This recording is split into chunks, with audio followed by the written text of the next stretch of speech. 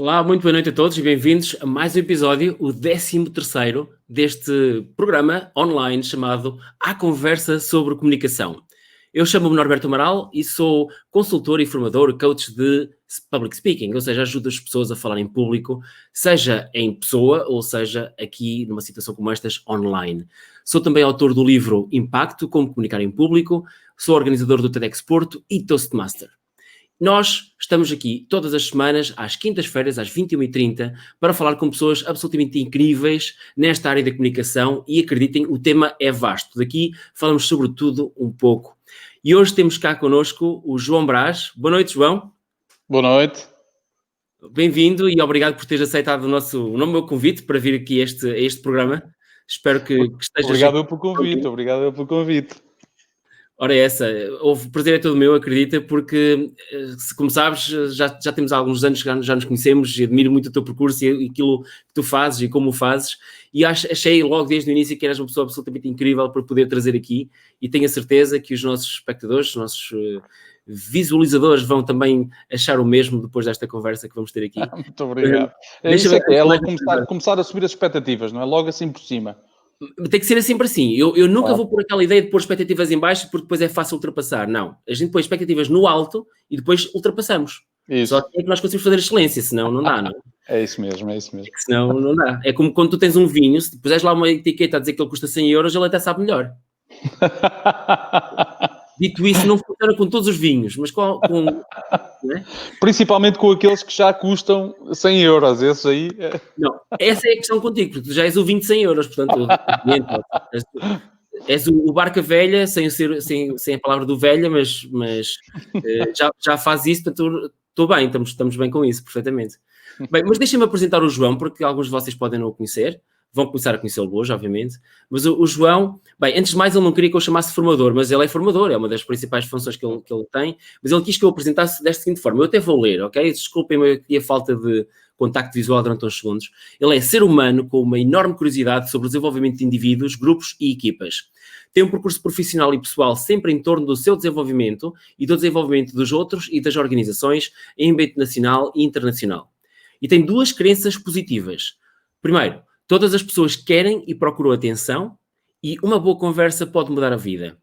Estes são apenas os dois princípios para ativar a ligação positiva a outras pessoas. As escolhas que tem feito a nível pessoal, académico e profissional trouxeram-no até aqui. Embora ele escreveu isto, trouxeram-no até aqui. Isto dá a impressão que ele está a olhar para esta conversa que nós vamos ter na próxima hora como se fosse o pináculo da sua carreira. Eu sei que é bom, obrigado, João, mas talvez não seja assim tanto. E o resto diz ele, o caminho faz-se caminhando. E é verdade, é mesmo isso, o caminho faz-se caminhando. João, olha, mais uma vez, boas-vindas. Eu quero, antes de mais, dar aqui um mote. Deste momento, logo desde o início, descarrilando um bocadinho aquilo que eu tinha dito, que eram os temas que eu queria falar contigo, há aqui um ponto que eu tenho que trazer desde já, que é: todas as pessoas querem ou procuram atenção. Essa citação, acho que é o ponto perfeito para começarmos a nossa conversa. Porquê que tu queres dizer isto? Podes explicar um pouco mais, elaborar um pouco mais sobre isto? Opa, sim, é uma crença positiva que eu tenho.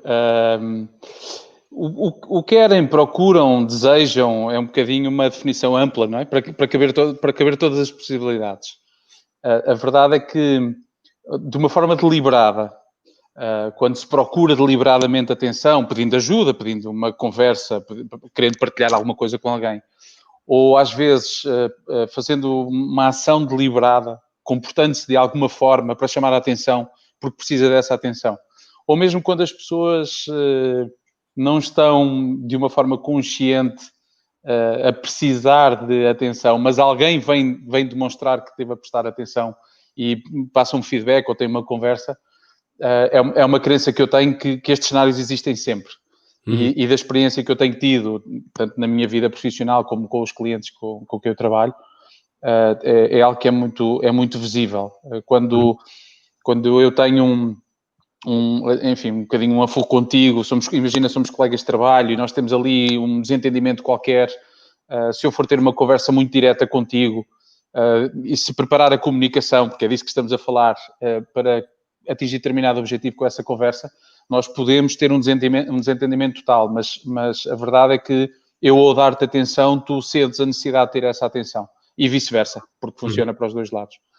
Quando uma pessoa está a dizer, chefe, dá-me atenção porque tu há muito tempo que não me dizes nada sobre o meu desempenho. Quando um colega de uma equipa onde nós treinamos diz, olha, eu vejo-te a jogar e acho que te preciso dizer alguma coisa porque tu precisas de melhorar. Também está a chamar a atenção porque ele próprio também precisa disso. Portanto, todos estes momentos, todas estas possibilidades de interação são esta chamada de atenção, se quiseres. E a verdade é que eu tenho sentido muito e agora mais a título até profissional, não é? As empresas com que eu trabalho, têm sentido muito esta desatenção, muito mais evidenciada e muito mais necessária agora em tempos de Covid, pela distância física. Portanto, eu digo-te, só este tema, pela crença que eu tenho, daria para nós estarmos aqui a falar 1 hora. Podemos continuar um pouco mais, não há problemas nenhum.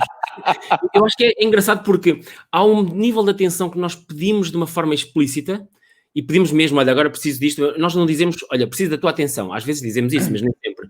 Mas dizemos sempre por outras palavras. É quando nós vamos comprar um selo, nós não temos que necessariamente utilizar a palavra selo. Aqui nós também não precisamos de necessariamente utilizar a palavra atenção, mas pedimos-la, não é?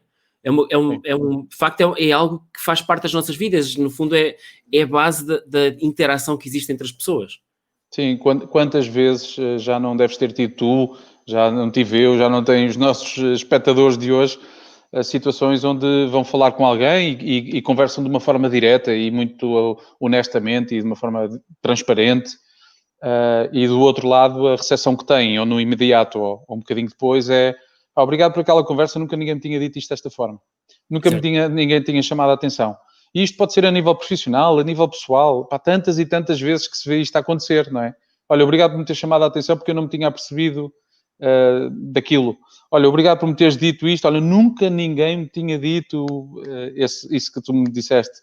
E mais uma vez, pode ser uma lógica de feedback, de desempenho, de atividade profissional, como pode tão simplesmente virarmos para um amigo e dizer, epá, hoje estás com um aspecto radiante, estás extraordinário, olha, gosto imenso de te ver assim. E do outro lado, eu ando há 3 meses ou 4 meses a pensar que estou um caco e afinal tu disseste-me que eu estou radiante. Obrigado, olha, já precisava de ouvir isto. Portanto, é muito nesta perspectiva. É uma crença que eu tenho associada à outra, porque geralmente a chamada de atenção, e obviamente eu trabalho muito nas áreas do desenvolvimento da liderança e, portanto, este tema é ainda mais crítico. O estar presente, o estar atento, o prestar esta atenção, o prestar atenção ao detalhe. Mas a verdade é que depois vem associado, e muito associado, a que uma conversa pode mudar pelo menos a vida de uma das duas pessoas que está na conversa. Totalmente. Mas eu acredito também muito nisso. Se eu prestar atenção e tiver uma conversa, pode ter um efeito muito poderoso sobre as pessoas que estão aqui nesta interação. E, portanto, eu tenho regido mais ou menos a minha vida em torno dessas crenças, sim. Sim, faz todo sentido. Eu até diria que há uma coisa aqui engraçada, que é a partir do momento que nós sabemos que a maior parte das pessoas procuram essa atenção de uma forma implícita ou explícita, que nós próprios, podendo dar essa atenção às pessoas, que as pessoas merecem claramente, é uma boa forma de nós criarmos uma ligação com as pessoas. E uma boa forma de nós, ao prestarmos esta atenção, no fundo estamos a dar carinho, estamos a dar amor, estamos a dar um pouco do nosso tempo também, não é? E a dar, como tu disseste muito bem, feedback e outro tipo de coisas que a pessoa possa não ter recebido.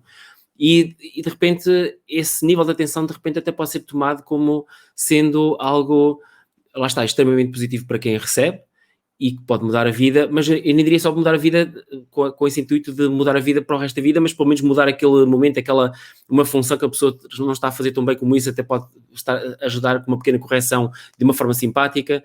Ou então, como tu dizes muito bem, o elogio. No momento certo, o elogio é uma coisa que funciona extremamente bem, não é? Sim, funciona brutalmente bem pela positiva. E nós temos sempre a tendência de andar atrás dos pontos de melhoria e da melhoria e do que correu mal e do que correu mal para o passado. E esquecemos que, se calhar, vamos lá e damos um elogio sobre algo que vimos, um desempenho que vimos, que até pode estar a representar um esforço que a pessoa está a fazer para introduzir uma melhoria. E que continua a ter os pontos de melhoria. Não é esse o tema, porque nós temos sempre pontos de melhoria. A questão é que um elogio no momento certo tem um potencial, aliás, está estudado e há imensos estudos que falam sobre o efeito que é 3 vezes superior a um feedback, por exemplo, de melhoria. Um elogio, um praise ou um feedback positivo.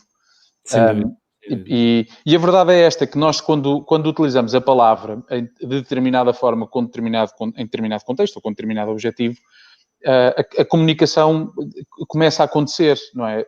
Eu quando digo que tenho estas crenças, eu estou a provocar uma conversa à volta das crenças, de tal forma que não tínhamos preparado e estamos a conversar à volta exatamente delas, não é?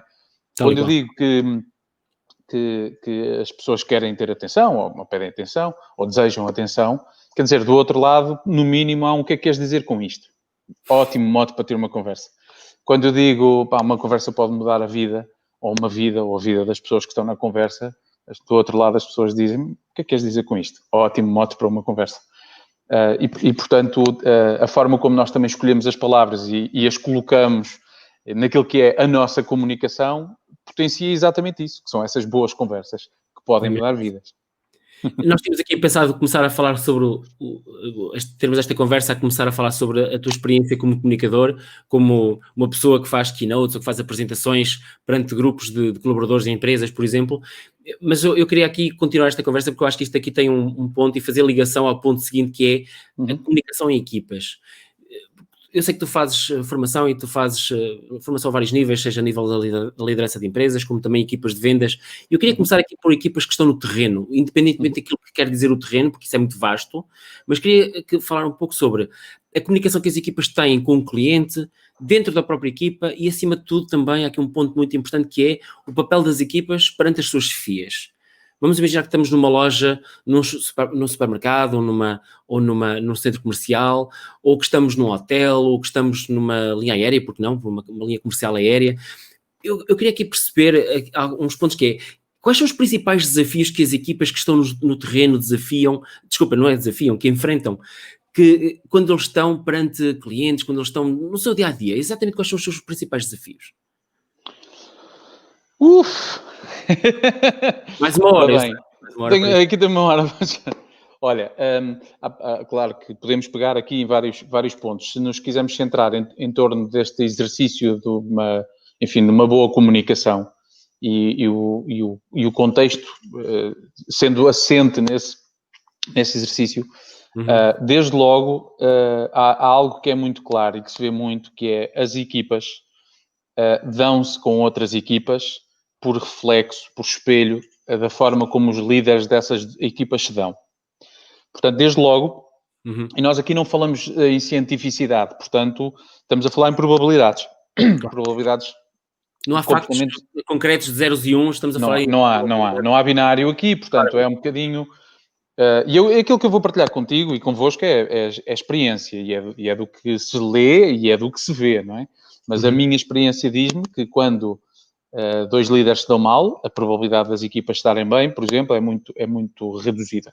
Não quer dizer que as pessoas não se deem bem, ok? Estou a generalizar, que é uma coisa que eu não gosto de fazer. Mas temos que partir do princípio que essa natureza possa acontecer.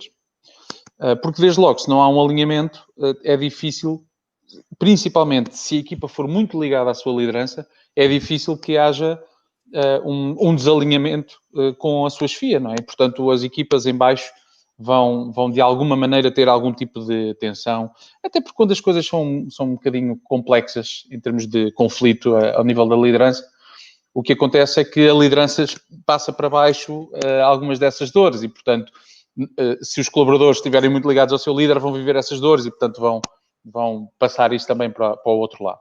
Portanto, desde logo, nós, se olharmos para uma equipa, a forma como essa equipa lida com outras equipas dentro da sua organização está muito, muito ligada à forma como a sua própria liderança interage.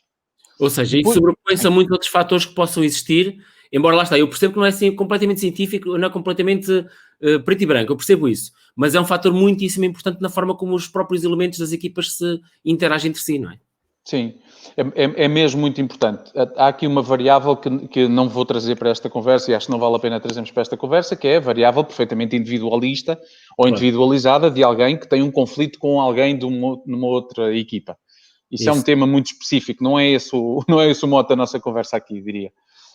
Mas sim, esse é um fator muito, muito importante. Depois há um outro fator muito importante na ligação entre equipas, que é o fator da cadeia de valor. A dependência existente entre equipas gera tensões e pressões entre os elementos da equipa. Se uma equipa está dependente de informação, não é? ou de algo que vem de uma equipa que está imediatamente da montante da própria, quando as coisas estão a correr bem, é natural que corra bem, não haja grandes tensões e a comunicação seja mais fluida e seja mais contínua e continuada. Mas a verdade é que quando há tensões, há logo um afastamento, porque começa a pôr em causa aquilo que é a dinâmica da minha equipa não é? e do meu desempenho. E, portanto, a cadeia de valor também condiciona e também leva a que possa existir algum conflito. E aqui, obviamente, que vamos levar ao tema, que é a importância da comunicação. Quando nós depois vamos e não vou falar de áreas que são tradicionalmente as áreas de conflito nas organizações, ok? Não vou falar de marketing e comercial não interessa. Depois temos a questão de relacionamento com clientes. Uhum.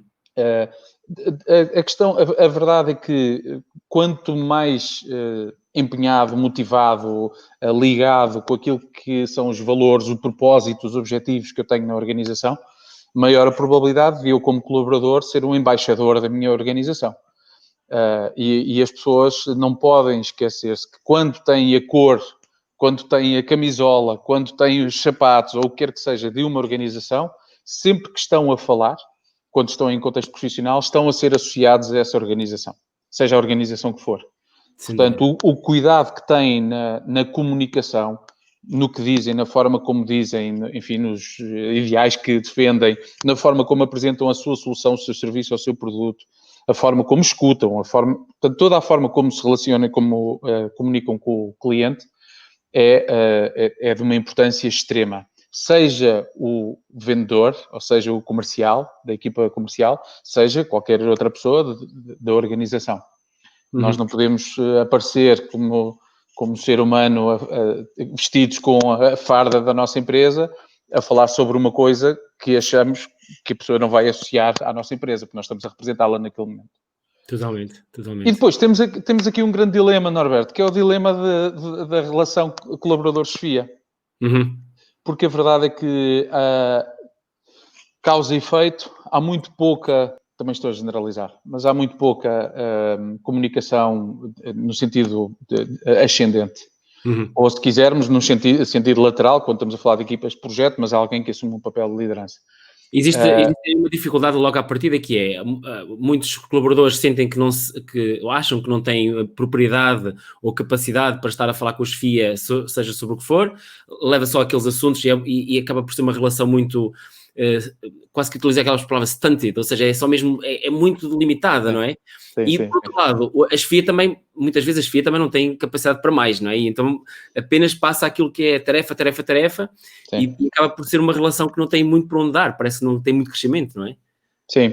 Eu aqui pondo de lado a responsabilidade da liderança no assunto, porque a verdade é que se nós queremos criar uma cultura organizacional ou na equipa, a responsabilidade vem da liderança e, portanto, eu vou pôr um bocadinho de parte, porque provavelmente nós até vamos falar sobre isso depois.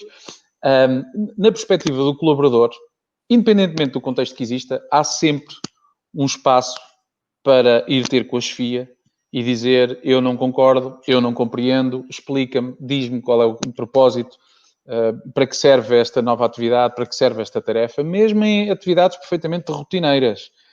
A escala, a profundidade, a complexidade, a intensidade poderá ser diferente. Mas a verdade é essa, quer dizer, eu mesmo numa linha de produção ou mesmo num supermercado, eu sei exatamente o que eu tenho que fazer para garantir que a cadeia de valor funciona, não é? Que todos os processos e procedimentos estão ali para o resultado final da atividade que eu estou a fazer. Mas isso não significa que eu não possa perguntar à minha chefia para que é que serve, qual é o propósito. No final do dia, quando a produção está feita, o que é que vai acontecer com a produção? Dar uma sugestão. E tu conheces bem a realidade da área da inovação, não é? A importância que tem os colaboradores poderem abertamente dizer às FIAs, partilharem ideias com as FIAs, darem feedback às FIAs. E eu acho que é uma coisa que as próprias FIAs agradecem e os colaboradores é que não se apercebem disso. há muitas pessoas que são chefias, portanto, dentro das chefias é exatamente, obviamente há muita variedade de pessoas, não é? Há pessoas que são puramente chefes, há pessoas que são líderes, há pessoas que não são nenhum, e há pessoas que têm um bocadinho dos dois. E no meio disto tudo há muitas variações, obviamente, e aqui há uma coisa que é engraçada, que eu vejo sempre que é, há pessoas que, por exemplo, chegaram a um nível de chefia, mas não se sentem capazes ou se sentem, não transmitem essa confiança aos seus colaboradores, e o facto, como tu dizes, é muito bem, que é, estas pessoas precisam ter formação, é da sua responsabilidade, já que estão num cargo superiormente, hierarquicamente superior, têm essa responsabilidade de criar o tom, de ajudar a criar este canal de comunicação, este campo de comunicação que seja fácil para ambas as partes. Mas muitas vezes, quando isso não acontece, essa pessoa não se sente bem completamente à vontade, pode haver um bom desbloqueador junto por parte de alguns colaboradores que se sentem, sei lá, por virtude da experiência, por serem mais extrovertidos ou se sentirem pelo menos mais donos, mais próximos daquele tema, ou até mais desafiadores, e poder eles próprios questionar, o que não é pôr em causa, é literalmente perguntar, é demonstrar interesse. E é tão simples isso, e muitos não interessam. A gente sabe que muitos colaboradores simplesmente dizem, não, eu mando, eu faço, e não vou fazer mais nada para além daquilo que me disseram. Deixa-me só partilhar mais uma coisa. Esta semana comecei a dar aulas de criatividade, precisamente, junto a alunos do 11º ano, e houve no final do intervalo que me veio ter comigo, e depois de eu ter dito que era bom sermos criativos e irmos sempre para além daquilo que é esperado de nós, houve um que disse, bem, mas a verdade é que muitas vezes os colaboradores estão numa empresa, trabalham e fazem muito, mas depois as chefias não notam. E depois ele descaiu-se e disse, os meus pais acontece isto. E eu, pronto, lá está. E o que é que acontece? Estas pessoas vão transmitir esta falta de vontade para os seus próprios filhos, que depois vão perpetuar exatamente esse tipo de comportamento, que é, as pessoas estão lá em cima, tomam as decisões, as pessoas estão cá em baixo, mexem os músculos e pronto, não é? É assim, pronto. Norberto, de alguma maneira criamos crenças limitadoras, que é isso que, por exemplo, enquanto coach, eu sou coach de credenciado pelo ICF, e um dos trabalhos que nós tentamos fazer quando estamos no 1 para 1 é desmontar essas crenças limitadoras. Portanto, nós estamos aí a falar de uma pessoa que de repente está no 11º ano, de repente vai para o mercado de trabalho daqui a uns anos e acredita piamente, nunca tendo passado pela experiência, que o contexto é assim. É mesmo. E acredita que não pode ter a possibilidade de falar com a sua chefia. Aliás, e até na escolha da empresa para onde trabalhar, provavelmente vai eliminar logo algumas, porque já ouvi dizer que esse tipo de cultura existe. Portanto, o condicionamento que aqui está, não é? As impossibilidades que estas realidades criam são tremendas. Mas a verdade é que também o que se vê muito, agora não se vê muito digitalmente, mas o que se vê muito é eu não falo com a minha chefia, mas queixo-me para o colega do lado. E, portanto, quer dizer... Isso existe muito, João. Sabes por como? Claro. As pessoas podem estar numa reunião, estar num grupo do WhatsApp, todas a cortar umas nas outras. Umas nas outras, não, cortar a chefia, não é? Certo. O que eu dizia era, quando termina a reunião, eu não vou fazer uma reunião com 2 colegas para...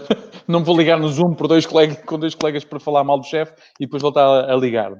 Mas, não, agora é durante e no chat estão a fazer uma cara direitinha para a câmara, mas estão a trocar mensagens e tal. Sorrisos amarelos, a trocar mensagens. Sim. No final permite fazer isso, não é?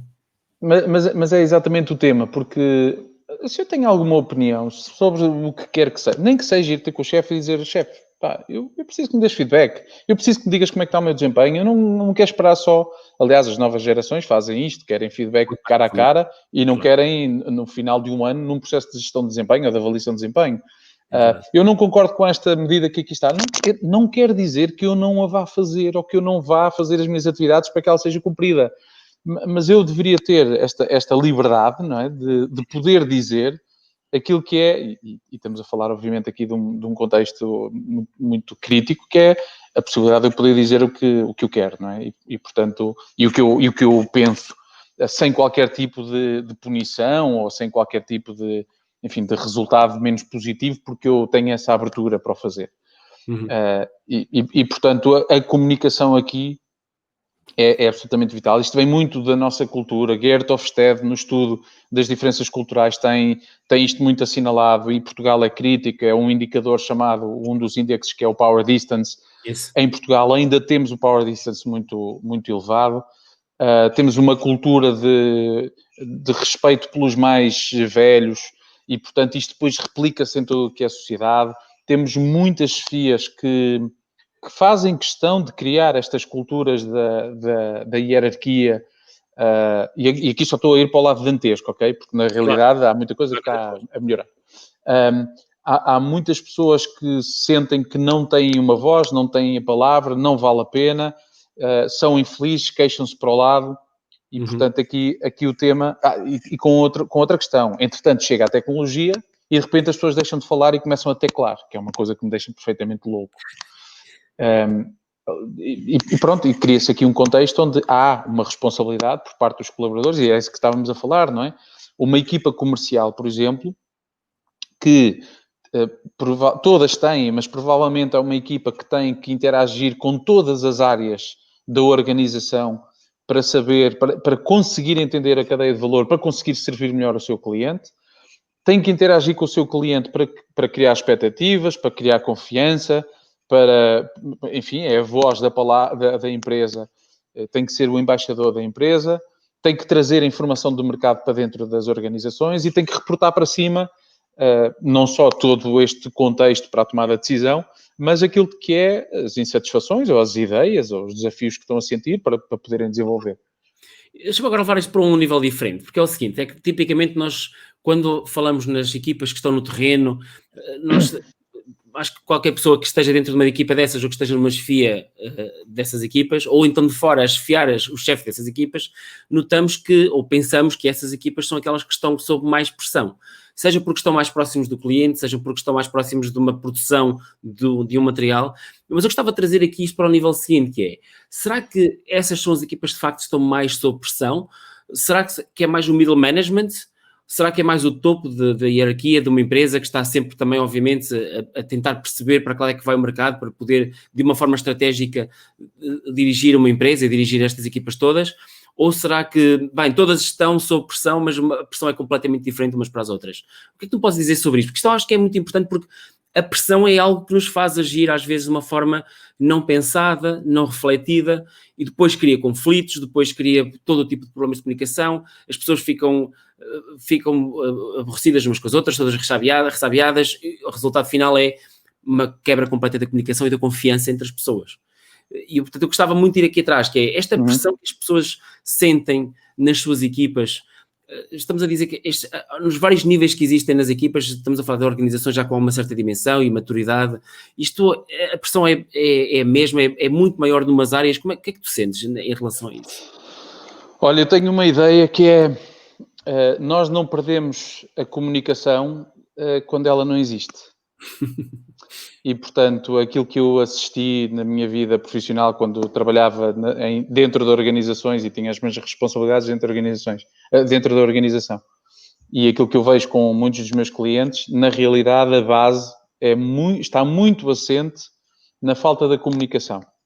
Certo. E sendo que depois isto é um tema atrevido, porque a verdade é que aquilo que é a falta de comunicação, a percepção da falta de comunicação para mim é diferente para ti. E, portanto, é atrevidote neste sentido, não é? A empresa pode ter uma política de comunicação extraordinária e pode fazer uma comunicação fora de série e eu não concordar e tu concordares. Portanto, há aqui uma questão da expectativa individual complexa. Agora, a verdade é que nós, tendencialmente e tradicionalmente, não somos muito virados para a comunicação. E, portanto, e para o envolvimento. E para estas conversas. E para partilhar e para explicar. Todas as equipas que eu vejo numa organização, quando a organização está a laborar, a trabalhar, focada para conseguir atingir os seus objetivos, a verdade é que não há ninguém que tenha menos pressão, ou tenha menos trabalho, ou tenha menos foco do que outros. O administrador tem o seu papel, o diretor de primeira linha tem o seu papel, o manager tem o seu papel, o colaborador tem o seu papel. Se formos a uma startup onde não há estas hierarquias todas, o dono da empresa tem esse seu papel, o empreendedor tem esse papel, e o seu único colaborador ou o seu sócio tem esse papel. Não há diferenças de pressão. Quando às vezes há diferenças de pressão, de ansiedade, não é? Quando há alguns desequilíbrios, o líder, desde logo, tem uma pressão brutal. Imagina, tu tens na tua equipa 10 pessoas e tens uma pessoa que claramente anda a passear papéis durante o dia. A verdade é que tu sabes que toda a gente sabe isso. Tu sabes que essa pessoa sabe disso. Essas pessoas sabem que tu sabes disso e que não fazes nada. E continua E continua a acontecer porque tu deixas aos olhos da organização e nos teus olhos. Portanto, a verdade é que o que acontece é que, e vamos aqui caricaturizar, tu dizes, bom, os recursos humanos não me deixam despedir a pessoa ou enquadrá-la numa outra função onde possa ser mais feliz e produtiva. Portanto, eu também não posso fazer nada. Mas a verdade é que tu passas a ter mais pressão, não porque essa pessoa não tenha pressão, não é uma lógica de reequilíbrios, é porque passas a ter uma pressão, enfim, uma pressão, ansiedade, um stress, um foco diferente, porque a organização começa a sentir isso. Quando a comunicação não existe, quando a comunicação não é clara, quando a comunicação não é fluida, e repara, não tem que haver planos de comunicação, é importante que existam e que os criem para standardizar, para que isso passe a ser uma normalidade. Mas quando não existe comunicação, e mais uma vez, eu sou um simplificador, para mim a existência de comunicação é, se eu tenho uma cadeia de valor, uma cadeia hierárquica muito grande, por aí acima, não é? Desde CEO, administrador, diretor primeira linha, diretor, manager, gestor, chefe de equipa, colaboradores. Se eu tenho isto tudo, então eu tenho que fazer algumas coisas para garantir que há comunicação. Desde logo, eu ter acesso às pessoas para fazer perguntas, eu ter acesso à informação numa perspectiva de what's in it for the business, what's in it for me, what's in it for the team, não é? What's in it for me. Tem que haver uma partilha para um entendimento de, por exemplo, porque é que eu tenho determinado tipo de objetivos, tem que haver uma clarificação dos objetivos que eu tenho, para o propósito que a organização tem. Tem que haver uma lógica de equidade e um sentido de equidade, de equilíbrio, de balanceamento, de justiça, para eu perceber que as coisas acontecem daquela forma, porque alguém pensou nelas, para eu não perceber que existe essa iniquidade ou injustiça, por exemplo. Alguém tem que me explicar isto. Alguém tem que me explicar quando alguém é promovido e eu não sou promovido. Alguém tem que me dizer porque é que eu, afinal, não vou ter oportunidades de formação nos próximos 3 anos. Alguém tem que me dizer porque é que, relativamente ao Covid, vai haver determinado tipo de implicações na organização. Portanto, a comunicação, na realidade, é a base para que não possamos correr o rir de ela passar a inexistir, porque ela não existe. Portanto, ou ela existe ou não existe. Quando nós dizemos nas organizações há falta de comunicação, não é a falta de comunicação, é a comunicação não existe. Porque senão temos que começar a classificar o que é que significa a falta de comunicação. E depois nós vamos a ver, e eu adoro este tema, porque, aliás, eu sou um apaixonado deste tema, tal como tu és, não é? Porque, na realidade, quando perguntamos aos nossos clientes assim, então, mas de que forma é que envolve as suas equipas no propósito, nos objetivos que têm, né? No seu negócio? E diz, eu enviei um mail a semana passada e, portanto, já está.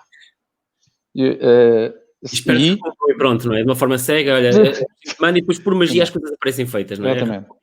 Ou, não, eu convoquei uma reunião com toda a equipa e estive lá no Open Space e eu fui lá e falei sobre a importância de cumprirem os meus objetivos para o negócio e depois nunca mais apareço durante o ano inteiro, não é? Portanto,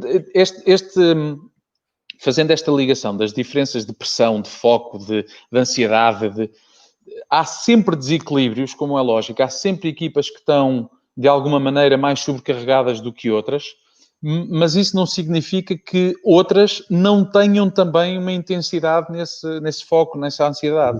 Uhum. Eu é que muitas vezes estou muito sobrecarregado e olho para o lado e acho que os outros não estão tão sobrecarregados como eu estou, por exemplo. Deixa-me aqui colocar-te uma questão que eu queria perceber. Voltando atrás, tu há pouco disseste utilizaste aquela expressão dos Hofstadter, do power distance, não é? Que é uma coisa que em Portugal, de facto, nós temos esta cultura de distância muito grande entre camadas hierárquicas. Nós olhamos para os doutores e para os engenheiros de uma forma quase que, aliás, não é a nós, no fundo a sociedade como um todo cria tanto espaço para que estas coisas existam, como depois ambas as partes, quem está, ou quem se sente mais acima ou quem se sente mais abaixo, também cultiva essa distância. E há aqui uma coisa que eu queria aqui perceber um pouco melhor, que é, não quer dizer necessariamente que em termos de produtividade de uma empresa, e quando eu digo, depende do tipo de empresa, obviamente, não é? Podemos estar a falar de indústria, podemos estar a falar de outras coisas e ser diferente, mas independentemente destas relações de distância e de haver comunicação ou não, isto é assim tão... E tem um impacto assim tão grande na produtividade? Estou a imaginar aquele caso de empresa que é 100% dirigida, 100% comunicação top-down, não há praticamente comunicação na horizontal, portanto, toda a comunicação é feita pelas FIAs das equipas, as equipas simplesmente executam tarefas e depois, mecanicamente, aquilo resulta numa sinfonia fantástica que o produto sai feito. E sai feito com uma rapidez, com um grande nível de qualidade. Isto é um mito? Ou existe mesmo esta possibilidade de haver empresas que funcionam de uma forma tão mecanicamente perfeita, sem a comunicação que nós tanto prezamos? Eu vou dizer que eu não conheço nenhuma, apesar de conhecer, já ouvi falar. Ouvimos nos casos, não é? Olha, eu vou dizer, eu acredito que sim. Eu tenho uma ideia que é, eu quando ouço responsáveis de organizações muito preocupados em que todas as pessoas nas suas organizações têm que ter talento e têm que ter potencial para qualquer coisa, fico um bocadinho arrepiado. Porque a verdade é que nós andamos sempre atrás dos talentos, no recrutamento, por exemplo, e depois quando esses talentos são encontrados, entram na organização e entram no processo e no procedimento, e portanto aquilo que é o talento e o potencial, de repente já não interessa, o que interessa é que a pessoa execute. Isso mesmo. Depois temos os talentos dentro da organização e queremos que todas as pessoas tenham talento e potencial para...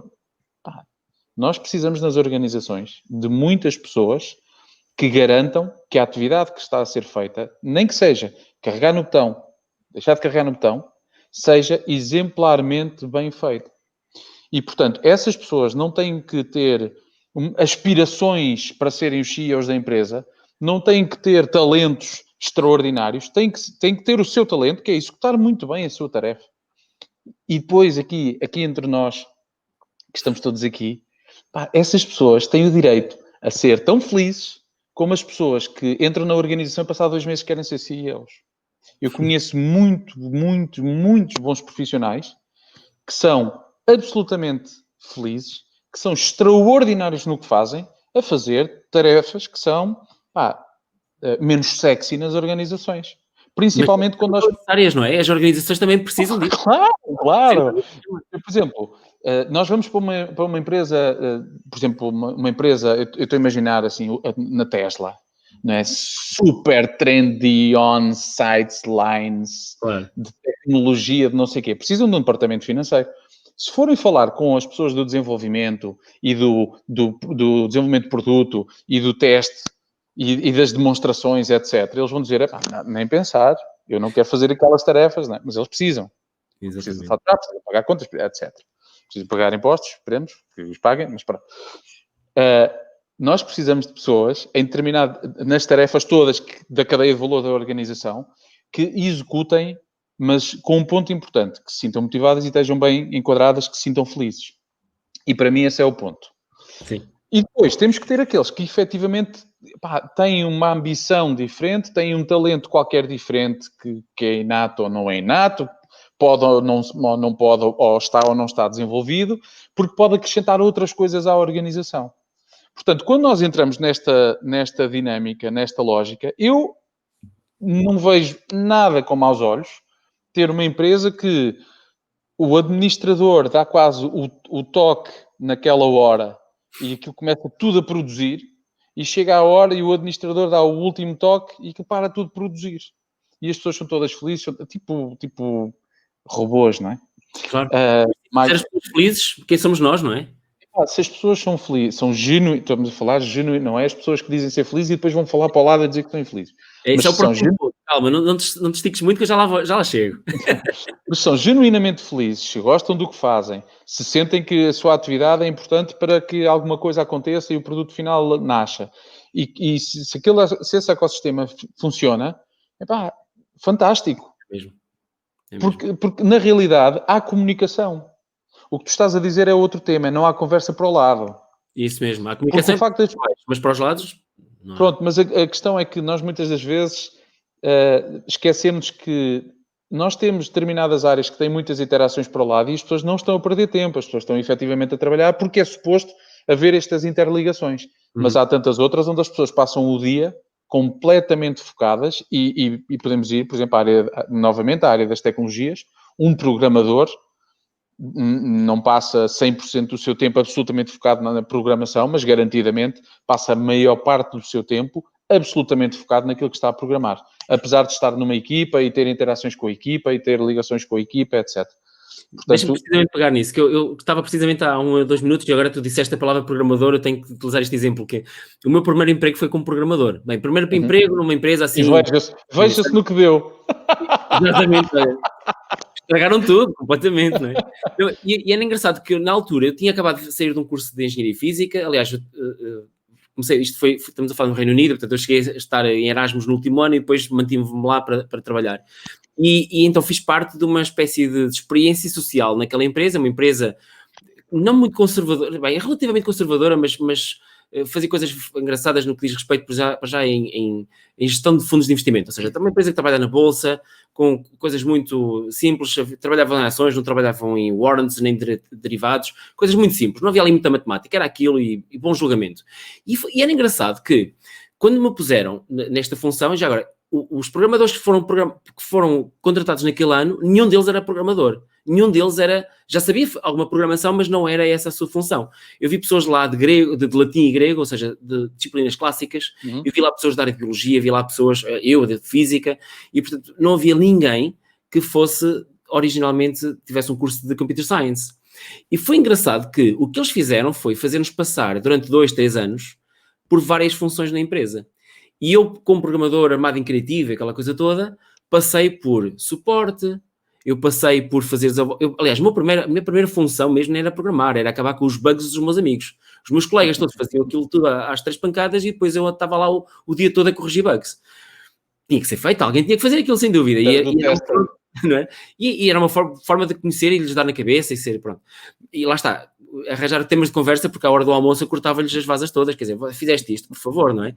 E depois havia, sei lá, quando eu estava em suporte, eu estive 6 meses a fazer suporte e foi um momento espetacular porque eu conseguia falar tanto com os gestores de programas, já não eram gestores de projetos, mas a falar com pessoas que tinham 100, 200 ou 300 pessoas a cargo, assim, já muito sérias na empresa, como eu falava no momento a seguir com uma pessoa que estava no call center.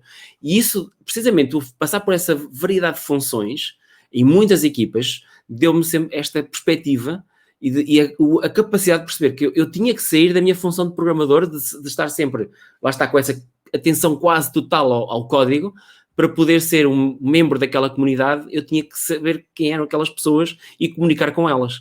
E como tudo, houve sucessos, houve dissabores, houve problemas, houve bugs que eu corrigi e criei dos piores, é tudo, não é? Mas o mais engraçado ao fim desses 2, 3 anos, foram 3 anos, 95 a 98, isto já foi há muito tempo.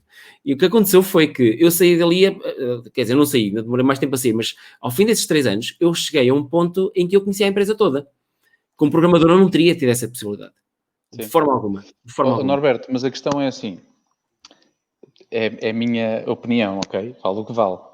Mas a questão é que eu se calhar, até convém nem ter muitas pessoas como tu. Porque se eu tenho todos os programadores com a vontade de fazer outras coisas e ir conhecer, etc., eu vou ter um problema porque, de repente, deixo de ter uma base da atividade que é ter a programação, é ter o código a ser... É verdade, éramos só 5 ou 6. Éramos só 5 ou 6, sim, a fazer isto. E portanto, eu provoco que isso aconteça, por um lado. Sim. Eu tenho que desejar que alguém tenha a iniciativa para que isso aconteça. E estou otimamente bem com o resto da equipa que não quer que isso aconteça. E que nós temos pessoas... É que atenção, é ótimo, isso estás a dizer que nós temos que esperar que algumas pessoas sejam assim, mas não todas. Mas depois também não podemos comparar todas com os mesmos critérios. Claro. Porque senão vai ser injusto. Estamos a dizer que nós queremos que algumas pessoas sejam assim, mas não todas. De repente todas são e depois, não é? Ou então algumas que não são naturalmente.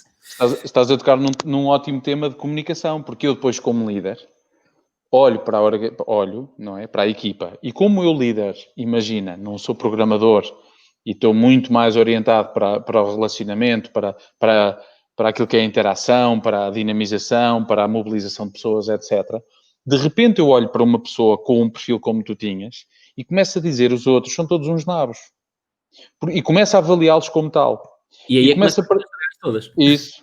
Aí começa a estragar a coisa toda, porque na realidade eu passo a ser um mau líder, porque em vez de olhar àqueles, ponto número 1, sou um mau líder porque não vou dar a oportunidade das pessoas constituírem melhores profissionais a fazer exatamente aquilo que são, porque começa a achar que eles deviam fazer outras coisas. E segundo, porque eu começo a achar que eles precisam fazer outras coisas, eu começo a fazer isto por comparação. E depois há um dia que um programador vai para a área comercial e eu vou ter com a equipa e digo, estão a ver? Vocês são uma nulidade. Porque na realidade têm aqui uma oportunidade e vocês deviam ir também. E não deviam ir. Não deviam ir, não têm que ir. E portanto, voltando ao tema, desde que as pessoas sejam genuinamente felizes a fazer o que estão a fazer, o seu sistema de comunicação existe nas tarefas que estão a realizar, nas interações que estão perfeitamente definidas, e ele está lá. E depois, provavelmente, tem os seus momentos de comunicação informal, na copa, no almoço, no pequeno almoço, nas coisas todas que existem. Se as pessoas não forem genuinamente felizes a trabalhar, então aí o tema é diferente. Porque aí eu não acredito que a organização seja uma organização, enfim, correta. Claro. Isso leva-me exatamente ao próximo ponto, João. Deixa-me levar aí, que é exatamente isso que eu queria falar. Eu queria falar sobre a negatividade. A negatividade no local de trabalho, mas acima de tudo qual é o impacto que ela tem a nível de comunicação, porque a negatividade em si é a comunicação. A pessoa sente, é verdade, mas depois comunica essa negatividade. E chega uma pessoa nova à equipa e vê que já lá está um membro que já está constantemente a dizer mal disto, a dizer mal daquilo e fala ali entre os dentes, ou então lá está as conversas de copa, ou quando vão à hora de intervalo, saem e estão naquilo que se chama o corte, aquilo acaba por criar um mau ambiente. Mas eu até dava, antes de chegar a esse contágio a novos colegas, eu queria perceber um pouco que é o seguinte, que é, costuma-se dizer que as pessoas que são negativas, na verdade, são pessoas que são muito válidas para a empresa, mas por alguma razão tiveram, ou por um azar, ou porque numa reorganização estão a fazer uma função que não gostam, e acabam por entrar num ciclo, uma espiral descendente, que as leva para, lá está, para a negatividade e para dizer mal de tudo e todos. E eu queria, para já, focar nessas pessoas, sem falar naquelas que poderão contagiar, mas essas pessoas, basta comunicar melhor com elas, basta dar-lhes as oportunidades, ou há algumas pessoas para que tu achas que, entrando num regime de negatividade, depois vai ser muito difícil sair e depois, à primeira nova demonstração de um problema que volta a acontecer, ou de novo problema, volta outra vez esse regime de negatividade? Esse é um tema muito, muito, muito, muito, muito amplo. Olha, eu 2 horas um dia destes. Vamos a isso. Olha, eu começaria por dizer que se o líder tem uma postura e uma perspectiva de líder, tem genuinamente que trabalhar com essa pessoa para perceber o que é que se passa, porque, quer dizer, as pessoas têm os seus contextos, não é? Têm as suas formas de se irem desenvolvendo, as competências que têm, na motivação que têm, no empenho que traduzem e que trazem. E a verdade é que nós muitas das vezes, enquanto líderes, estamos a transacionar e nós trabalhamos com base nas percepções que criamos. E a percepção é criada por aquilo que observamos, pela forma como é comunicado. Eu não consigo avaliar uma pessoa por aquilo que ela sente. Eu consigo avaliar a pessoa por aquilo que eu vejo que a pessoa faz. Pelo que a pessoa diz, como diz, etc. E, portanto, na realidade, quando nós temos pessoas que estão nesse esquema de negatividade, por exemplo, eu já herdei no meu passado pessoas que estavam com... Eu era muito novo, há muitos anos, e eu entrei para uma organização onde tinha uma pessoa claramente que veio ter comigo a dizer eu quero ir para a tua função, nesta organização não se promovem, não se contratam pessoas de fora para a tua função, promovem-se. Tu és o primeiro a quem isto aconteceu, eu quero ir para a tua função, eu não vou facilitar o teu trabalho. Eu acho que aí comecei a desenvolver aquela minha crença que uma boa conversa podia mudar a vida das pessoas e que as pessoas querem atenção. E a negatividade existia, não é? O contexto negativo, e estou a falar dessa pessoa em concreto, não estamos a falar de quem depois passa isso para outros, acontece. Portanto, é minha obrigação enquanto líder aproximar-me dessa pessoa, analisar o trabalho dessa pessoa, acompanhar o trabalho dessa pessoa, dar feedback a essa pessoa, se calhar perguntar a essa pessoa o que é que se passa com ela, quais são as dificuldades que está a ter, por aí fora. Portanto, eu acho que, não querendo generalizar muito, porque de facto é um contexto que pode ser muito amplo, com muitas variáveis, muitas causas, eu levaria logo para aquilo que é o tema da necessidade do líder agir como líder. Estar próximo, observar, acompanhar, dar feedback, perguntar o que se passa, dar apoio, por aí fora. Fazerem um bocadinho o ciclo com essas pessoas. E depois há uma coisa que, enfim, também por critérios ou por definições legais, se quisermos, do nosso país, com alguma dificuldade, e eu não defendo isto, mas às vezes é necessário, eu tenho que terminar relações contratuais com pessoas e às vezes é muito difícil. Mas tantas outras vezes onde não há essa dificuldade e nós acabamos por dar mais hipóteses, quando já percebemos que não há sentido de termos esta continuidade, e eu não tomo esse pulso. E eu, mais uma vez, o meu exercício de liderança não é muito claro e, portanto, as pessoas à volta vão sentir. Eu costumo dizer muito que uma das formas de sanar culturas nas organizações e trazer as culturas para efeitos mais positivos ou para serem sentidas como sendo mais positivas, tem a ver por aquilo que são as decisões impopulares que os líderes têm que tomar e que não tomam, ou porque são impopulares, por isso é que são difíceis, e não pelos efeitos diretos, mas pelos efeitos colaterais que essas decisões têm. Seja pela positiva, seja pela negativa. Mas nós, se quisermos tratar bem da cultura da nossa organização, para que os meus elementos, que são mais negativistas, serem um bocadinho mais positivistas, eu tenho que ser muito firme na forma como eu comunico, como eu lido, como eu estou presente, como eu acompanho, como eu garanto que todos estão a ter a atenção da mesma forma e trabalho com todos da mesma forma para tomar as decisões que tiver que tomar. Sabendo, no final do dia, que vai haver sempre um conjunto de pessoas que não vão concordar e que vão ser negativas e vão ter a sua opinião, e tantas outras que vai ser exatamente o contrário e que vão começar a acreditar que, de facto, aquela liderança está a desempenhar o seu papel e, portanto, vão pôr-se mais numa perspectiva de confiar na liderança e acreditar que a liderança está a fazer o melhor pela organização. Isso é um desafio grande, não é? Porque quando uma chefia de uma equipa, um líder de uma empresa, precisa de tomar certas decisões, e como tu acabaste de dizer, nem sempre as decisões vão ser, digamos, recebidas da mesma forma pelos seus colaboradores. Por muito boas que elas sejam, nem toda a gente vai gostar delas, por muito mais que sejam, nem toda a gente também não vai gostar delas, portanto há sempre um misto, não é? Há sempre formas diferentes de reagir.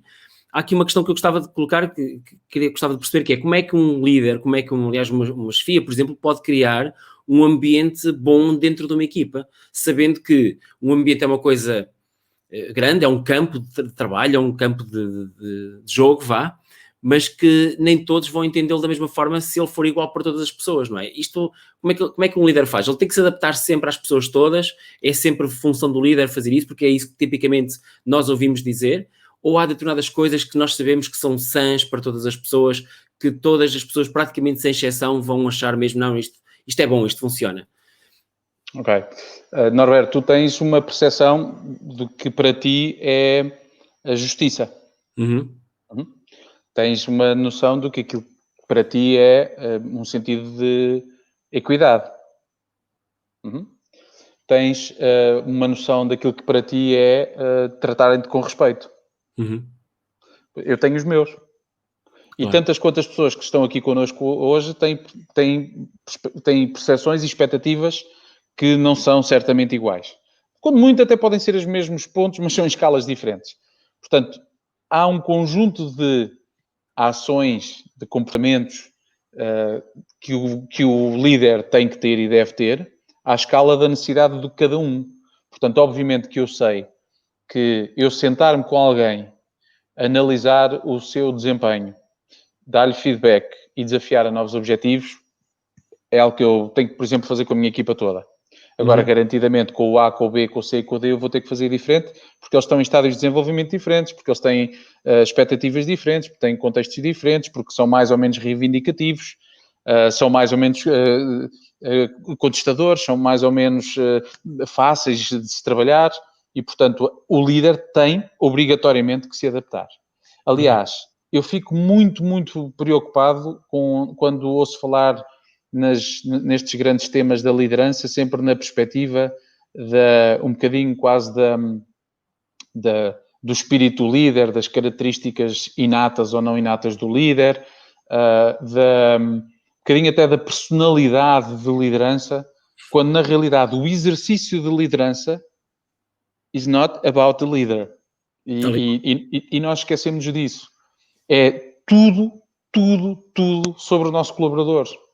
E, portanto, eu posso ter um conjunto de competências que eu tenho que saber ativar para ter uma boa liderança, um bom exercício de liderança. Mas é tudo sobre o estádio em que o colaborador se encontra para a execução das suas atividades, a forma como ele está motivado ou empenhado, e que no cruzamento disso percebo como é que me posso adaptar e fazer o meu trabalho, utilizando, obviamente, as competências que devo ter como líder. Portanto, é dever de um líder adaptar-se sempre individualmente. E depois há aqui um outro ponto, Norberto. Só um comentário antes de continuares, que era... É engraçado que a própria palavra liderança, lá está, faz exatamente isso, que é pôr o foco na pessoa, no líder. E é isso que é preciso as pessoas terem consciência. Não só o próprio líder, mas todas as pessoas que olham para o líder, que é o líder serve as pessoas que o seguem. Não, ao contrário, nós pensamos que os seguidores é que servem, mas não é. O líder deve servir. E então, se virarmos isso ao contrário, quase que podemos dizer que não é o líder, é um servidor.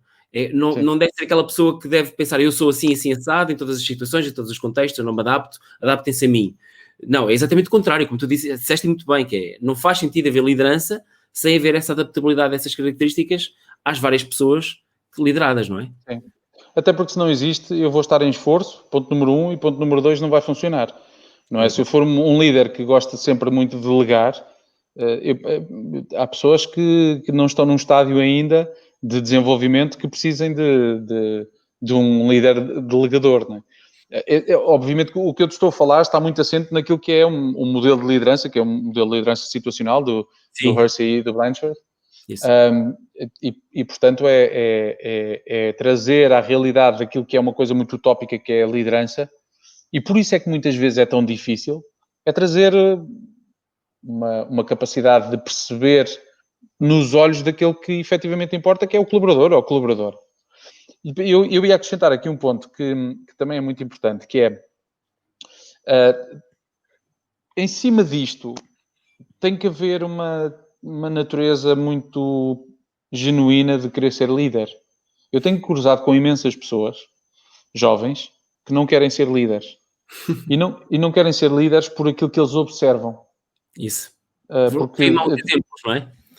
Vêm maus exemplos e vêm as organizações a criar contextos de liderança que não é isso que eles querem para as suas vidas. Trabalhar mais, trabalhar fora de horas, trabalhar muito, ter muitas reuniões que não servem para nada. Esse tipo enfim, de enquadramentos. E as pessoas não querem assumir essa responsabilidade. O exercício da liderança é divinal, porque é onde tu mais aprendes sobre ti, quando te entregas ao exercício da liderança, é onde mais aprendes sobre ti, porque aprendes de ti para ti e de ti para os outros. E de ti para os outros, é de ti para os outros na tua hierarquia para baixo, é de ti para os outros na tua hierarquia lateral e para cima. É onde tu mais sentes a necessidade de ter um conjunto de competências desenvolvidas que são transversais, não são propriamente só de liderança, como, por exemplo, porque estás ali no centro, no nervo, não é? Tens a pressão de baixo e a pressão de cima e a pressão dos lados, e, portanto, processo de tomada de decisão, a mediação e gestão de conflitos, por aí fora, um conjunto de temas transversais que são absolutamente lindos de ser trabalhados para depois terem implementação. Depois tu podes tocar, quando tu tocas o teu instrumento musical com a tua equipa, tu vês resultados, consegues ver resultados. E se te interessas genuinamente por pessoas, pelo ser humano e pela condição humana, tu tens um papel de poder ajudar pessoas, genuinamente, a tornarem-se melhores pessoas, melhores profissionais, terem condição, não é? Terem contexto para estarem melhores, para serem melhores. É delicioso, é divinal, é um ato de grandiosidade gigantesco, com um grande ato, e tem também, obviamente, um grande sentido de responsabilidade, porque tu podes também funcionar ou dar orientações que podem levar ao contrário, não é? Com impactos que podem ter, por esse impacto, aliás, podes ter determinadas ações que podem ter um impacto negativo quando não é bem cuidado. Portanto, por exemplo, o trabalho de comunicação com as equipas de cima para baixo, e estou aqui a dizer de cima para baixo, sendo um modelo mais visual, é absolutamente vital. A forma como os líderes comunicam, estão presentes, o conteúdo que utilizam, a forma como passam o conteúdo, a forma como estão lá no momento certo, na hora certa, a dizer a palavra certa, seja ela positiva, seja ela um reforço por alguma coisa que tem que ser melhorado, é um exercício extraordinário de se fazer e é absolutamente vital para que a coisa funcione. Totalmente, totalmente de acordo contigo. Eu sinto isso também. Eu sou um líder situacional em vários. Aliás, ironicamente, eu tento adaptar o meu estilo de liderança, mas acima de tudo, eu próprio, em algumas equipas, sou líder, noutras não sou. E isso em si também é uma qualidade que não é absoluta. Nós não temos de ser líderes em tudo. Aliás, há pessoas que não são líderes, por exemplo, no seu local de trabalho, mas depois, quando chegam a casa, são líderes nem que seja da sua família. E às vezes ao contrário. Há pessoas que são líderes nas empresas, mas depois, quando chegam a casa, piam fino, calma aí, que é bastante diferente. E isso é engraçado, esse tipo de dinâmicas, porque de facto nós nos apercebemos que a maior parte das pessoas, eventualmente todas, não sei, estarei a especular, que não só adaptam a sua forma como lideram as outras pessoas, mas como elas próprias se veem como líderes, ou se veem como seguidores, ou como nem um nem outro, simplesmente estão livres deste tipo de conceitos e simplesmente existem, e é bom às vezes também, é libertador que isso possa acontecer, e como disseste há pouco, estejam felizes, está tudo bem, só que interessa, não é? Isso é, acima de tudo, que sejamos felizes e pronto. João, eu adorava estar aqui muito mais tempo contigo, mas nós estamos aqui há uma hora, podíamos estar aqui mais 2 ou 3, tenho certeza que não nos faltava temas. Aliás, foi engraçado, tu deves estar aí a pensar, este gajo não me fez as perguntas que nós tínhamos combinado. Devias ter falado melhor, preparado melhor, falar com os convidados anteriores, porque foi isso que eu fiz a todos. Mas não é de propósito, deixa-me só dizer isto, e para todas as pessoas que também nos estão a ouvir, é que sempre, sem exceção, todas as vezes que temos aqui alguém que tem este nível de experiência, este nível de qualidade, de profundidade de temas, é impossível nós seguirmos um script, seja ele qual for. Nós temos ideias, temos tópicos, mas depois aparece uma citação, aparece algo que aquela pessoa disse naquele momento, não, espera aí, e de repente muda tudo. Portanto, nós começámos logo com uma coisa completamente ao lado, continuámos e tudo bem, nós ali tocámos uma vez ou duas ali, assim ao de leve, os nossos temas, mas eu acho que esta é a marca de uma boa conversa, algo que, através do inesperado, nós trazemos mais valor, não é? Pelo menos na minha e por isso opinião. muda a vida de pessoas. Pelo menos a minha muda certamente todas as semanas, porque eu estou sempre a aprender. Eu sou Sim, mais sortuda nisto tudo. Eu sou a pessoa mais sortuda, porque eu venho cá para aprender acima de tudo e temos estas conversas, não são só entrevistas, mas de facto são coisas que nos ajudam a todos e lá está. Deixa-me só dizer uma coisa antes de nós nos despedirmos, ainda tenho mais uma pergunta para te fazer, que é lembrar, para quem nos está a ouvir neste momento em direto no Facebook, pode ver os outros episódios, porque isto é o 13º, até correu muito bem para 13º, não é? Acho que não podemos queixar-nos disso. Sim, eu não sou supersticioso, portanto. De forma alguma, exatamente. Mas para quem for, lá está, porque há sempre alguém, não? Lá está, há esta variedade de vivências, não é? Mas a verdade é, os outros 12 estão no YouTube. Se vocês forem ao YouTube e procurarem a conversa sobre comunicação, aparece este canal, aparecem todos os vídeos anteriores e se fizerem subscribe vão continuar a ver os vídeos seguintes porque vamos continuar a ter mais convidados fantásticos nas próximas semanas.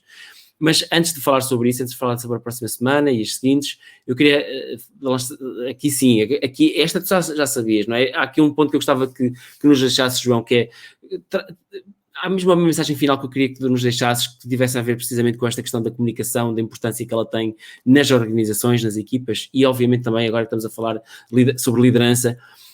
O que é que de facto é para ti aquilo que é o mesmo core na forma como as pessoas comunicam nestes vários níveis da empresa? Olha, eu tenho, por acaso tenho mandado a baldar agora esta última semana, mas eu encontrei o ano passado, pela prática, o yoga e pratico yoga e já o tinha encontrado porque a minha mulher já faz há bastantes anos. E há uma ferramenta que nós temos que, de facto, eu já tinha ouvido falar nessa ferramenta, mas nunca me tinha preocupado muito com ela, que é a respiração. Uhum. E, portanto, ganhar todo um domínio e uma consciência sobre a importância da respiração é nós transformarmos num ser ou numa entidade que nós somos, que tem apenas uma referência uma ferramenta para conseguir ter um controle sobre tudo o que faz, sobre a dinâmica do corpo, a forma como responde, o pensamento que tem, a forma como age, etc., que é utilizando a respiração. Associado a isso, à capacidade ou à necessidade de nós termos uma única ferramenta que existe para comunicar, que é o nosso corpo e a nossa voz, todo misturado, como é lógico, Eu diria que, para efeitos da liderança, mas também para efeitos dos colaboradores, para falarem, para fazerem o speak-up junto às suas FIAs e nas organizações, a verdade é que nós facilitamos no tema da comunicação, na comunicação, porque nós todos achamos que fazemos muito bem, fazemos muito e que está tudo sob controle. E a verdade, para mim, naquilo que eu vejo, e agora se calhar pensando mais no exercício da liderança, a importância de pensar todos os momentos que nós vamos ter de interação com outras pessoas. Pensarem qual é o objetivo que eu tenho para esse momento, o que é que eu vou fazer, o que é que eu pretendo retirar de lá, o que é que eu pretendo que a pessoa aprenda, o que é que eu quero aprender, o que é que eu vou dizer, como é que eu vou dizer, que cuidados é que eu vou ter. Este exercício de preparação com um bom script, se quisermos, seja ele um momento de 1 segundo, seja ele uma conversa mais profunda, e tendo uma consciência que, de facto, nós temos de estar em domínio sobre nós próprios, nomeadamente utilizando a respiração, para termos conversas boas e profundas, é absolutamente vital. Um líder que não faz este trabalho está, enfim, de alguma maneira, a não cumprir com aquilo que é uma das suas responsabilidades enquanto líder, que é criar um ambiente, é criar a cultura, é o dinamizar, é o mobilizar pessoas. E isso vem através da comunicação. Portanto, a minha mensagem final é respirem fundo, porque às vezes é preciso nós ganharmos coragem para termos determinado tipo de conversas e abordarmos determinado tipo de temas. Preparem-se muito bem sempre para qualquer tipo de interação que tenham com uma pessoa. Preparando-se durante 1 segundo, preparando-se durante 1 minuto. Às vezes nós preparamos durante 10 minutos para ter uma conversa de 1 minuto. Mas preparem-se. Qual é o objetivo? O que é que eu quero retirar de lá? O que é que eu quero que aquela pessoa retire? O que é que eu quero ver no final? O que é que eu quero comunicar? Como é que eu quero comunicar? Isto é absolutamente vital. Aliado a isto, fazer isto muitas vezes e continuamente, para garantir que esta fluidez no dia-a-dia e numa atividade diária existe. Aqui nós conseguimos encaixar tudo. A comunicação de objetivos da organização, dos desempenhos que a organização está a ter, dos novos mercados, novos negócios, das dinâmicas das equipas, das tarefas, das relações, dos conflitos. Conseguimos fazer absolutamente tudo. Portanto, preparem muito bem e se conseguirem respirar fundo antes de ter algumas conversas que precisam mesmo de ter, é vital. E depois a última nota, mesmo a última, tenham essas conversas. Não tenham medo, não tenham problema absolutamente nenhum, porque se vocês se prepararem, se forem ter com a vossa chefia para ter a conversa, ou vocês líderes foram ter com o vosso colaborador para ter a conversa, garantidamente a probabilidade dessa conversa ser frutífera, de alguma forma, é muito, muito grande.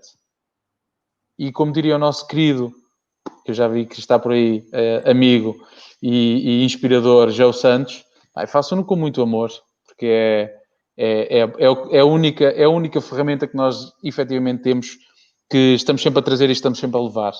De resto, façam-no com muito amor, com muita consciência e deixem-se levar com uma boa respiração, que de certeza que vão ter conversas espetaculares de liderança ou de liderar. Não é? Maravilhoso. Obrigado, João. Muito obrigado. Por acaso, eu já fiz yoga há alguns anos e eu começo a pensar era uma boa altura para voltar. Não só pelo yoga em si, mas pela capacidade que nós temos de ajudar o corpo como um todo a prepará-lo não só mecanicamente para essa comunicação. Porque, de facto, é preciso coragem, é preciso a capacidade de ter literalmente oxigênio nos pulmões para poder, o ar nos pulmões para poder utilizar para pôr todo o sistema a funcionar e funcionar bem. E tanto, só para aí, olha, era mais um episódio completamente só para falar sobre a respiração. Olha, eu tenho introduzido imenso em workshops, e até em workshops virtuais ou na formação, algumas dicas sobre a importância da respiração e a capacidade que nós temos quando estamos focados, e consigo fazer assim uma demonstração rápida como é que nós ampliamos a capacidade respiratória só em 3 ou 4 minutos e o impacto que isso tem depois para aquilo que nós vamos fazer a seguir, que é mesmo muito interessante. Isso daria, mas aí quem tem que vir falar é a Sara ou alguma das nossas instrutoras de yoga, não eu. Que elas é que são os experts. Convite, vou falar contigo, lá para novembro. Agora só tenho datas em novembro, já tens tudo ocupado até o final de outubro. Muito bom, muito bom. Agora que eu estou a sério, Sara, eu sei que ela está aí, que ainda agora ela deixou ali um comentário, portanto, eu vi isso.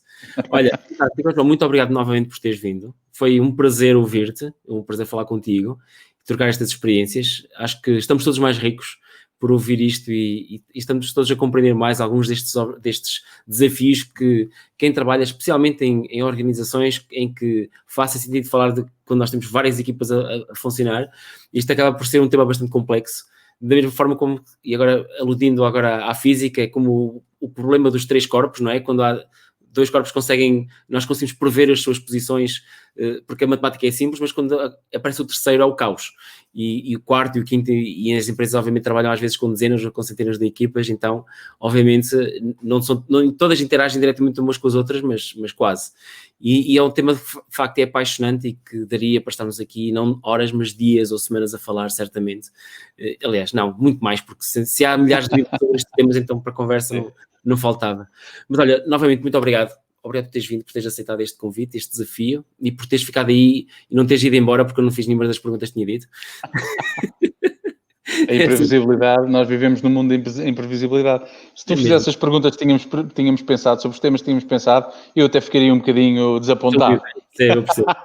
Olha, obrigado eu pelo convite e obrigado a todos os que estiveram aí a escutar-nos e desejo muita saúde e muita saúde e muita felicidade para todos e para todas, é o que eu vos desejo. Muito bem, fantástico. Meus caros, muito obrigado por estar connosco, obrigado João, obrigado a todos. Para quem está a ver isto aqui em direto, recordo, podem ver no YouTube. Para quem já está a ver no YouTube, cliquem like, subscribe, seja o que for, porque isto é fantástico para mais pessoas poderem ver estes vídeos. Eu sei que eles são longos, mas é de propósito. Nós não podíamos fazer uma coisa destas em 15 minutos. Da mesma forma como nós, quando estamos perante sabemos que temos algum tempo, nós vamos mais facilmente pegar num livro que sabemos que tem mais substância, mais conteúdo do que pegamos num folheto. Apesar do folheto ser mais fácil de ler e talvez até tenha as mesmas ideias. Mas nós precisamos de tempo e calma e de profundidade para podermos levar estes assuntos a um ponto onde normalmente não são levados. E espero que seja este o lugar onde nós falamos sobre comunicação em Portugal e continuar a ser. João, muito obrigado. E agora, só mais uma nota, que é, tem aqui uma novidade. Para a próxima semana tenho aqui outra grande pessoa para vir aqui falar comigo durante esta hora e pouco, que vai ser um comediante bastante conhecido, que vai ser o Nilton. O Nilton vai estar connosco no dia 24 de setembro, aqui mesmo, quinta-feira, à noite, às 21h30. Sim, vamos falar de humor, mas vamos falar de tudo um pouco, não é? De humor, de apresentar eventos, de comunicar, vamos falar sobre como é que se comunica nas redes sociais e vai ser certamente algo que vai mudar as opiniões de muitas pessoas em relação à comunicação e em relação ao humor, em relação a tudo, espero eu. Acho que nós todos saímos daqui com a nossa vida mudada, como diz o João muito bem. Uma boa conversa muda uma vida. É isso mesmo. Obrigado. Muito obrigado. Tchau. Obrigado. Fica aí, João, ok? Fica aí mais um bocadinho.